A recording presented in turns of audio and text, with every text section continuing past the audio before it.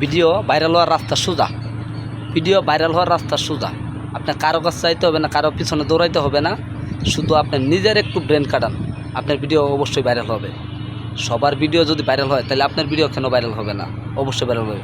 নিজের পেজ দেখান, অন্য কারো পেজ না। নিজের পেজ দিয়া, ক্যামেরার সামনে নিজের পেজ দিয়া নিজের কন্টেন্টটা একবারে ক্লিয়ার, নিজের কন্টেন্ট দিয়া, এই যে পিছনের ব্যাকগ্রাউন্ড সুন্দর থাকতে হবে, মানুষকে যাতে ধরে রাখতে পারে, তাহলেই আপনার ভিডিও ভাইরাল হবে। আর যদি এই কাজটি যদি আপনি না করতে পারেন তাহলে কখনো আপনার ভিডিও ভাইরাল হবে না।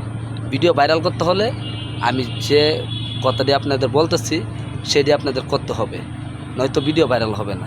এই কাজটি করে দেখেন, তারপর বললেন যে ভাইয়ে কি কথাটি খারাপ বলছে, যুক্তিটা কি খারাপ দিছে না ভালো বলছে না খারাপ বলছে।